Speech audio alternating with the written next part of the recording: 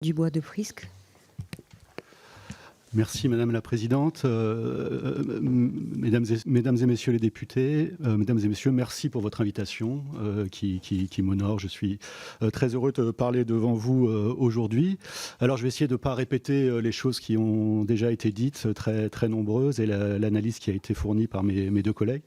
Mais afin de me livrer à l'exercice de prospective qui m'est demandé, je me suis permis de transformer un tout petit peu la question qui m'a été posée.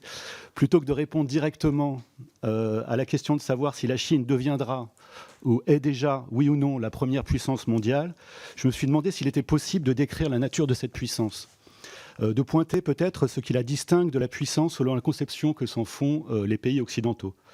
J'espère que la raison de ce détour apparaîtra au cours de ma présentation et que ça nous permettra peut-être aussi de donner une orientation à certains aspects de notre discussion. Alors je vais procéder en 3 temps. Après 2 remarques préalables, je vais me pencher sur la façon dont la question de la puissance chinoise est ici formulée, donc l'idée que la Chine devienne la première puissance mondiale au XXIe siècle, ou peut-être soit déjà la première puissance mondiale au XXIe siècle, et parce qu'il me semble que ça révélera une divergence intéressante avec la conception que se fait la Chine elle-même de la puissance. Et ensuite, je tenterai de tirer quelques conséquences de cette divergence sur la forme que prendrait une gouvernance chinoise dans un certain nombre de domaines si la Chine, comme il est probable, vient à jouer un rôle déterminant sur la scène internationale dans les décennies qui viennent. Alors, première remarque, la question consistant à s'interroger sur la possibilité que la Chine devienne la première puissance au cours du siècle actuel est bien sûr une question très légitime quand on constate la vitesse avec laquelle ce pays continue de progresser dans les classements mondiaux, notamment dans le domaine économique. Elle est depuis quelques années la 2e économie mondiale derrière les États-Unis, le premier pays exportateur au monde. Fin 2018, la Chine représentait 16% de la production mondiale, alors qu'elle n'en représentait que 1,6% en 1990. Remarquons que 16%, c'est encore beaucoup moins que ce que représentait le PIB de la Chine dans la production mondiale avant la révolution industrielle, puisque selon certaines évaluations nécessairement très approximatives, puisque personne à l'époque n'avait l'idée de comparer les PIB, la Chine représentait au début du 19e siècle 30% de la production mondiale.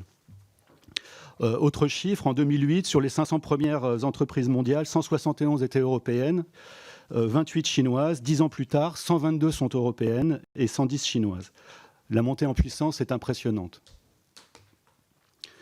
Je pourrais donner bien d'autres exemples qui marqueraient mieux encore la montée en puissance de la Chine, l'accroissement de ses dépenses militaires.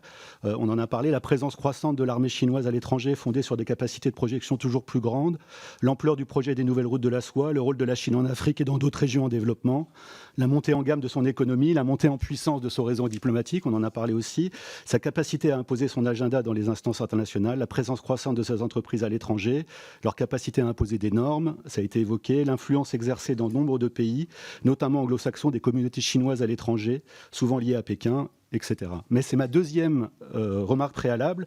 Pour que la Chine prenne la première place parmi les puissances et pour que cette première place soit reconnue par tous, il faut, au-delà de la réalité de la puissance chinoise, au moins 2 conditions théoriques préalables. Il faut que l'ensemble des pays du monde partagent l'idée qu'ils sont comparables entre eux, c'est la première condition, et que cette comparabilité se fasse sur la base de critères communs, c'est la 2e condition. L'idée selon laquelle il y aurait un classement possible des pays en fonction de leur puissance est une idée dont s'est emparée relativement récemment la Chine, en adoptant les critères occidentaux, essentiellement le PIB, mais aussi en tentant de développer des index composés de critères qui lui sont propres. C'est ainsi qu'existe en Chine depuis quelques années un index de puissance globale nationale qui intègre au-delà de la taille de l'économie d'autres critères, la puissance militaire, la puissance culturelle, etc. Cependant, cet index, dont la définition des critères est floue, reste assez peu usité. Ce qui pose peut-être le plus problème pour la Chine est l'idée même selon laquelle les pays seraient comparables entre eux et ce que cette comparabilité implique. Alors maintenant, je vais essayer de vous donner une définition de la nature de la puissance chinoise selon ses propres termes. En quoi, alors que la Chine paraît obsédée par son rang dans le monde, l'idée selon laquelle les pays seraient comparables entre eux pose un problème à la Chine.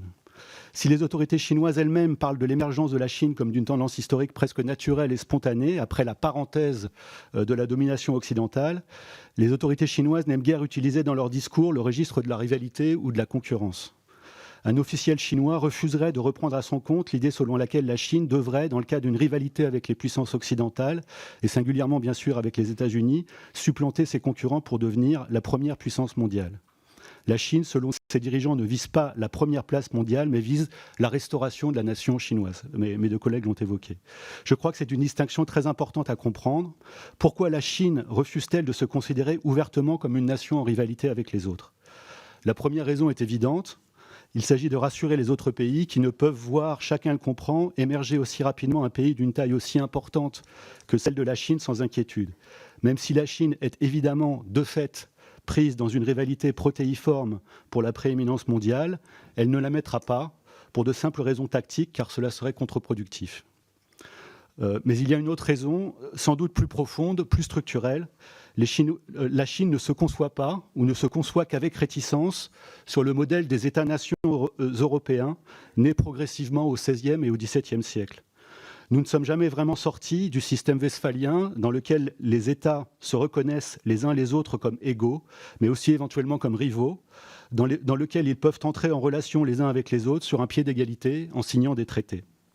Entrer en guerre aussi dans un cadre légal. Bref, les États européens, en mettant en place progressivement un système où ils se reconnaissent les uns les autres comme égaux, se sécularisent et se territorialisent. Ils sont progressivement contraints à une forme de kénose politique et n'ont plus l'ambition, tel l'Empire romain ou le Saint-Empire, de représenter l'ensemble du monde, mais ils représentent chacun une part circonscrite, délimitée géographiquement de ce monde. L'histoire politico-diplomatique chinoise est très différente. L'Empire chinois est fondé sur un principe indistinctement politique et religieux. Si la Chine impériale est en un sens un État contrôlant un territoire grâce à une administration et une armée, c'est aussi autre chose. Le monde dans son ensemble, tout ce qui est sous le ciel, est le produit de l'activité rituelle de l'empereur, lui-même désigné comme le fils du ciel. L'empereur est donc une figure religieuse avant d'être une figure politique. En la personne de l'empereur, la source spirituelle du monde est située au cœur de l'Empire, et le monde dans son ensemble, qu'il soit culturellement chinois ou non, s'organise nécessairement autour de lui. C'est pour cela que pour entrer en relation avec l'Empire, les étrangers devaient entrer dans le cadre imposé par lui. Il fallait reconnaître la sacralité de l'empereur, même si cette reconnaissance était purement formelle. Mais la forme était tout ce qui comptait pour la bureaucratie impériale. La Chine impériale ne peut donc entrer en rivalité avec les États-nations européens puisqu'elle est d'une essence différente des autres nations. Elle est le principe organisationnel du monde.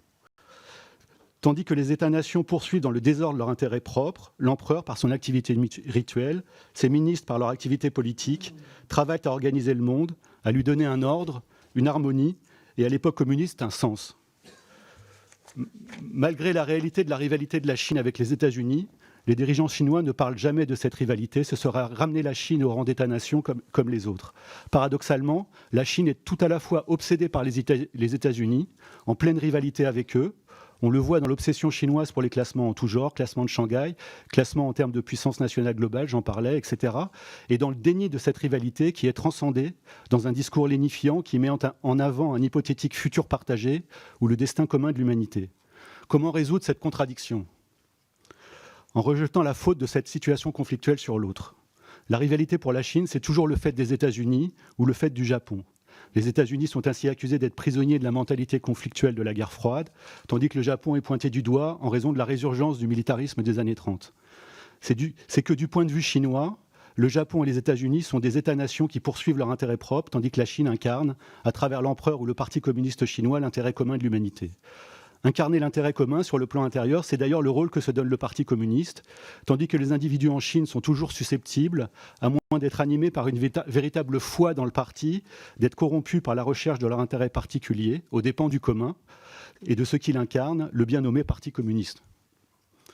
Mais alors, quelle preuve avons-nous que le parti incarne l'intérêt général, qu'il est en phase avec les forces qui organisent la marche du monde ?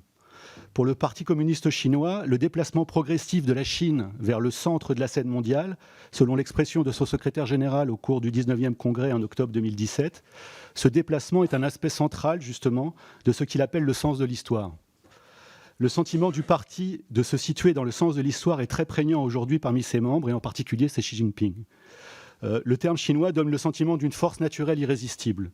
La traduction officielle en anglais de cette expression est « the tide of history », la marée de l'histoire, une force naturelle, voire surnaturelle irrésistible que le parti incarne. Dans la mythologie historique propre au parti, l'empire sino-mandchou au XIXe n'a pas su saisir les opportunités stratégiques de son époque en refusant de se moderniser et en refusant de voir en face la menace que représentaient les puissances occidentales. C'est pour cela qu'il a été défait. Il n'y a pas de hasard dans l'histoire et seul compte la victoire. Cette conception de l'action politique pourrait être qualifiée d'ordalique, au sens où la pérennité du pouvoir du parti est garantie par les signes de son élection par l'histoire. Croissance économique, montée en puissance militaire, poids croissant sur la scène internationale, stabilité et absence de contestation visible de la part de la société civile, etc. Mais il s'agit d'une conception dangereuse pour celui qui la porte, comme tout ordalie, puisque si le ciel se mettait à manifester trop évidemment son mécontentement, la légitimité du parti serait alors réduite à rien. Comment le parti évite-t-il de se trouver dans cette situation désagréable ? D'abord et surtout en tentant de maintenir une stabilité politique totale. On a aussi évoqué cet aspect très important. Dans la pensée classique chinoise, les révoltes du peuple, tout comme les catastrophes naturelles, sont le signe que le mandat du ciel est retiré aux gouvernants. Ensuite, en se répétant les preuves de sa propre élection par le ciel et en luttant contre tous les discours qui viennent contredire cette élection. On comprend dans ce contexte que les démocrates hongkongais ou le peuple taïwanais ne doivent s'attendre à aucune ouverture du côté de Pékin, car leur propre méta-récit, leur propre mythologie politique, qui passe de plus en plus manifestement par la construction d'un État-nation séparé de la Chine, contredit trop manifestement le discours chinois. Il faut remarquer de ce point de vue à quel point le sens du long terme permet à la Chine d'éviter de se remettre en cause. Aujourd'hui, la Chine fait face à une révolte impressionnante dans ses marges, à Hong Kong et à Taïwan notamment, mais elle se projette sur le très long terme. Ainsi, dans son discours au 19e congrès, Xi Jinping donne des échéances à 2035 ou 2049, le centenaire de la République populaire de Chine. Si dans le court terme, les événements de Hong Kong ou de Taïwan paraissent lui donner tort, le parti peut toujours se projeter très loin dans l'avenir et considérer que les évolutions de court terme sont des péripéties sans importance. Les analyses qui se focalisent sur le court terme sont ainsi accusées d'être courte vue, car si, comme le disait Keynes, sur le long terme nous serons tous morts, la Chine, elle, sera toujours vivante. Enfin, le signe de l'élection par le ciel et par l'histoire du parti se manifeste aux yeux des Chinois et du monde par le fait que le parti incarne la science, le progrès et la modernité. Pékin embrasse avec un enthousiasme presque inconnu ailleurs toutes les innovations technico-scientifiques qui se présentent à lui pour créer un système totalitaire fondé sur la science et sur la technologie. Système de crédit social, caméra de reconnaissance faciale, intelligence artificielle, etc. Ainsi, si la Chine, de son propre point de vue, devient au XXIe siècle la première puissance mondiale, ce n'est pas tant parce qu'elle serait en tête dans une course où des concurrents seraient partis à égalité, mais bien plutôt parce qu'elle est partie avant tout le monde, parce qu'elle est, selon l'historiographie officielle chinoise bien sûr, et non dans la réalité, la source première de la civilisation. Cette antériorité vaut primauté, c'est en ce sens ambigu que la Chine, en restaurant sa civilisation antique, pourra être dite première. Première à l'origine, première à la fin, reste cependant à comprendre son effacement durant la période de domination de l'Occident. Enfin, et c'est peut-être le plus important, du fait que le parti incarne le sens de l'histoire, la volonté du ciel, il doit pouvoir convaincre et se convaincre que les évolutions perceptibles dans la réalité ont été voulues par lui. C'est ainsi que lorsque la croissance faiblit, le parti déclare qu'il s'agit d'une évolution normale, voulue par lui, organisée, dans le but de privilégier la qualité plutôt que la quantité. A l'inverse, ceux qui s'opposent trop manifestement à la volonté du parti, les souverainistes taïwanais ou les localistes hongkongais par exemple, ceux-ci sont accusés de s'opposer au sens de l'histoire et sont menacés d'être punis par l'histoire elle-même. Il y a des déclarations très explicites de Xi Jinping lui-même en ce sens. Alors je vais essayer d'aborder ma deuxième partie plus rapidement peut-être, parce que je risque de déborder beaucoup. Alors, quelles sont les conséquences de cette difficulté de la Chine à prendre sa place, et seulement sa place parmi les États-nations, sur la forme que prend la gouvernance chinoise ? La première chose à remarquer est un hiatus de plus en plus profond entre le discours et la réalité. À Davos en 2017, le discours de Xi Jinping sur l'interdépendance et le futur partagé de l'humanité trouve un écho extraordinaire dans certains milieux traumatisés par l'élection de Donald Trump. Mais dans la réalité, on constate que la Chine poursuit une recherche d'autonomie technologique, par exemple, avec le plan China 2025. Il y a seulement 2 jours, Pékin annonce que l'administration chinoise devra se débarrasser rapidement de tous les logiciels étrangers. Pékin cherche donc à rendre les autres dépendants d'elle, tout en poursuivant pour elle l'indépendance stratégique. Alors, cette ambiguïté aussi, on la voit dans la construction, dans la coexistence de la construction d'une armée super puissante et d'un discours pacifique. Ce discours pacifique n'est pas seulement tenu à des fins de propagande. Il traduit l'allergie de la Chine aux situations ouvertes de rivalité. Il ne peut y avoir 2 empereurs sur la terre comme il ne peut y avoir 2 soleils dans le ciel. C'est pour cela qu'en Chine, il y a une préférence traditionnelle pour la rhétorique de la justice et de la punition plutôt que pour celle de la guerre. Une guerre idéale pour la Chine, c'est une expédition punitive, un parent qui punit un enfant passage. La dernière intervention militaire de la Chine à l'étranger, l'invasion par la Chine du Vietnam, qui a quand même fait presque 30 000 morts de chaque côté en un mois, a été présentée par Deng Xiaoping à Jimmy Carter au moment de sa visite aux États-Unis en 1979 comme une fessée donnée à un enfant turbulent. Un autre aspect qui est rarement pensé, mais qui n'est pas anodin, est la place que fait la Chine aux statistiques. Je parlais de la kénose que s'imposent les États européens au XVIIe siècle lorsqu'ils se sécularisent et se territorialisent. Cette kénose se traduit de façon très concrète par l'invention des statistiques. Les statistiques apparaissent à peu près concomitamment dans les principaux pays européens et traduisent un processus de désacralisation. Le prince a quelque chose à apprendre de la société qui lui fait face. Il n'est pas tout puissant, la société existe en dehors de lui. Cette kénose, encore une fois, la Chine ne l'a pas connue, ce qui rend problématique son rapport aux statistiques. Formellement, le pouvoir y est tout puissant et ne saurait avoir quelque chose à apprendre du peuple qui est face à lui, dont il est, c'est dans la charte du parti, l'avant-garde. Les chiffres officiels chinois visent moins à refléter la réalité qu'à la produire. Le Premier ministre actuel, Li Keqiang, lorsqu'il était à la tête d'une province chinoise, affirmait à ses interlocuteurs occidentaux qu'il ne se fiait pas aux chiffres de croissance qui lui étaient fournis par ses services, mais se fondait sur d'autres chiffres, moins politiques, mais plus à même de refléter la réalité, le fret, la consommation d'électricité, les prêts bancaires. On parle depuis de l'index Li Keqiang. Enfin, la nature religieuse du pouvoir chinois a des conséquences très concrètes dans ses rapports avec les autres religions. On le voit dans ce qui se passe aujourd'hui au Xinjiang, où le programme de rééducation des musulmans ouïghours et kazakhs comprend manifestement une dimension spirituelle, puisque le parti incarne non seulement la vraie civilisation chinoise, mais aussi le sens de l'histoire. Les Ouïghours doivent abandonner leurs superstitions et embrasser les bienfaits de la civilisation chinoise. La réaction chinoise aux critiques internationales est désarmante de bonne conscience. Les autorités chinoises ne voient pas de problème dans le fait d'offrir aux musulmans du Xinjiang un accès privilégié à la culture chinoise. L'islam n'est pas le seul à être concerné. Le gouvernement prévoit de retraduire la Bible afin de la siniser. Seule cette traduction officielle en chinois serait autorisée afin de la rendre compatible avec ce que le parti estime être la spiritualité chinoise. Dans certaines provinces, on remplace dans les églises les crucifix par des portraits de Xi Jinping et les 10 commandements par des slogans du parti. On interdit aux mineurs d'assister à la messe ou au catéchisme. Au mois d'octobre dernier, le ministère chinois de l'Éducation a publié une directive visant au nettoyage des bibliothèques, appelée à se débarrasser des livres édités dans des éditions pirates, mais aussi les livres propageant des cultes hérétiques ou des superstitions, sans autre précision. Dans le Gansu, un établissement scolaire un peu trop zélé s'est même livré un autodafé devant la bibliothèque et on a publié les photos sur les réseaux sociaux. Alors pour conclure simplement, à travers ces différents exemples, la liste n'est pas exhaustive, on constate qu'une gouvernance chinoise serait très différente d'une gouvernance occidentale. Il ne faut cependant pas négliger les forces qui contrecarrent la forme prise par l'émergence chinoise et qui s'exercent en Chine même ou dans sa périphérie immédiate. On le constate à Taïwan et à Hong Kong. Alors je parlais des statistiques et de la particularité chinoise dans ce domaine, mais il existe aussi bien sûr d'excellents statisticiens en Chine, bien évidemment, attachés à faire émerger la réalité qu'ils sont censés décrire et dont le travail entre en tension avec la volonté du pouvoir de contrôler et même de produire la réalité. On voit même avec l'index Li Keqiang le type de paradoxe actuel auquel est confrontée la Chine, car il lui faut aussi se connaître pour pouvoir agir efficacement sur elle-même et sur le monde. Je vous remercie. Merci à vous. Donc nous allons commencer la séance.